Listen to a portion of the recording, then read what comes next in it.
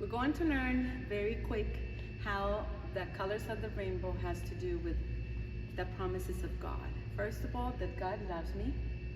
Orange, like an orange, God is my healer. Yellow, like gold, God is my provider. Green is everything that He has created for us. So imagine these four things are the four legs of a table. The table, the top of the table, TOP, is time, opportunity, and purpose. We are here in our own time. I don't know how old you are. I know how old I am. In my time may go to 100, but then I will have not a lot of time like maybe you will have by now.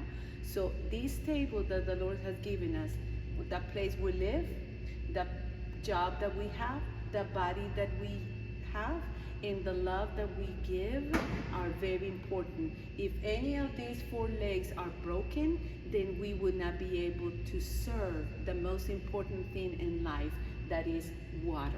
Water is H2O, but in my teaching under a step-by-step campaign is happy to obey. Adam and Eve had a beautiful table, but they didn't serve obedience, so they could not be an inspiration. 1 Corinthians 11:1 says, "Be imitators of me as I am of Christ." Are we imitating Christ? Are we serving water? Are we serving obedience? And you may ask, oh, there is a seventh color that is not there. Well, intentionally it's not here, because the seventh color, if you in the next couple of days or next week, you will see the rainbow. You will notice that that color you can barely see is because it's represented by humility.